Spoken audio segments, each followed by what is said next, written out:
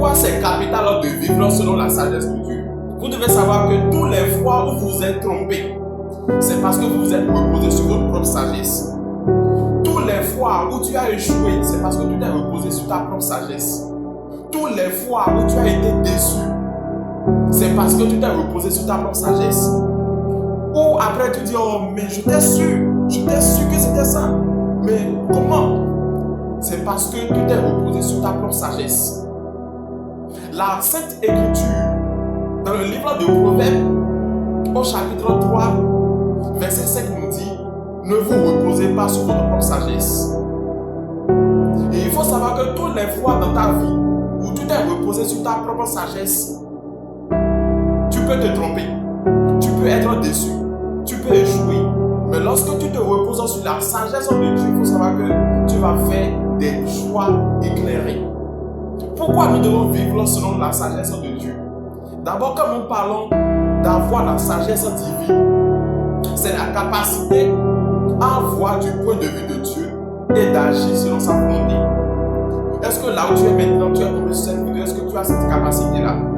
Si vous êtes nouveau, bien nouvelle sur la chaîne, il est très important de vous abonner à la chaîne pour ne rater aucune de nos vidéos édifiantes chaque jour. Et c'est très important de partager cette vidéo à quelqu'un à côté de toi pour pouvoir également bénir une vie. Et déjà, quand nous parlons de la sagesse, est-ce que tu as cette capacité divine-là de penser selon le point de vue de Dieu? Ça veut dire si Dieu était à ta place, comment tu allais penser, comment tu allais voir? Est-ce qu'il t'arrive d'agir selon la volonté de Dieu? Parce que c'est ça la sagesse divine. Vous qui êtes tombés en fait, vous qui êtes tombés sur cette vidéo, que vous soyez femme ou bien homme, je prie Dieu à ce que vous soyez aguerris, que vous soyez dotés de la sagesse divine au nom de Jésus-Christ. Quand nous parlons de la sagesse divine, vous devez savoir que c'est un don qui s'acquiert. Et c'est quelque chose que vous pouvez cultiver. Et la première chose, c'est d'avoir d'abord cette sagesse, c'est d'abord d'acquérir cette sagesse. Et quand tu acquiers cette sagesse maintenant, comment tu peux cultiver la sagesse de Dieu? Si tu as déjà la sagesse de Dieu, comment tu peux la cultiver, l'exercer? Déjà, la première chose, c'est de toujours méditer la parole de Dieu. C'est de toujours lire la parole de Dieu. Telle que la parole aussi nous déclare, la folie de Dieu est plus sage que les hommes.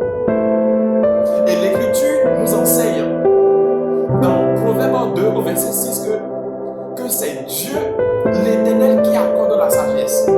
La connaissance et l'intelligence sortent de sa bouche. Ça voudra dire que si tu veux avoir la sagesse de Dieu, tu veux avoir l'intelligence et la connaissance, il faudrait que Dieu puisse te l'accorder. Et c'est pour cela, lorsque tu as la parole de Dieu, tu es déjà en face, tu es déjà en contact de cette connaissance-là. Donc la première chose, vous devez toujours méditer la parole de Dieu. La deuxième chose que vous devez faire pour pouvoir appliquer la sagesse de Dieu dans votre vie et partout où vous allez, c'est lorsque vous êtes face à une situation ou bien face à une dilemme ou bien, c'est-à-dire un moment où vous devez faire un choix, il faudrait que vous vous agenouillez et que vous allez en prière. Vous devez aller prier et demander la volonté de Dieu. Vous allez voir après cette prière, il y aura une forte voix, une petite voix dominante qui va parler dans votre esprit, qui va vous faire voir ou bien vous faire connaître ce que vous devez faire.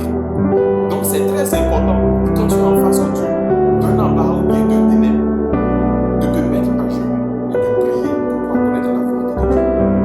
Troisième barrière par laquelle vous pouvez passer pour pouvoir également exercer la sagesse divine, il s'agit de vous référer également aux hommes de Dieu, de vous référer également aux femmes qui sont consacrées à Dieu. Tu peux demander conseil à un homme de Dieu si quand tu es face à une situation pour ne jamais faire des erreurs bizarres. Deux raisons pour lesquelles nous devons toujours nous référer à la sagesse divine. La première raison, c'est pour faire des choix éclairés, pour ne pas tomber dans les pièges du péché et dans la confusion. C'est d'abord la première raison. C'est pour cela, si tu n'es pas doté de la sagesse divine, tu vas perdre beaucoup de choses. D'un instant à un autre, d'un temps à un autre, tu vas capoter, tu vas mordre la poussière. C'est ça la première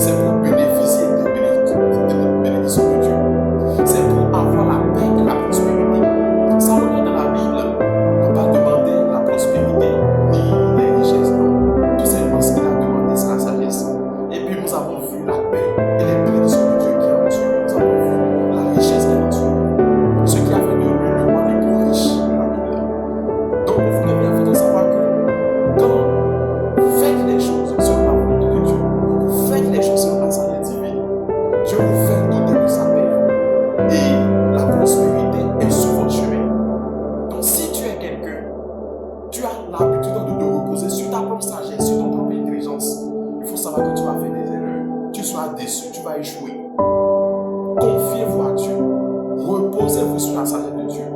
Et vous allez voir que le Saint-Esprit, petit à petit, va prendre place en vous et va vous faire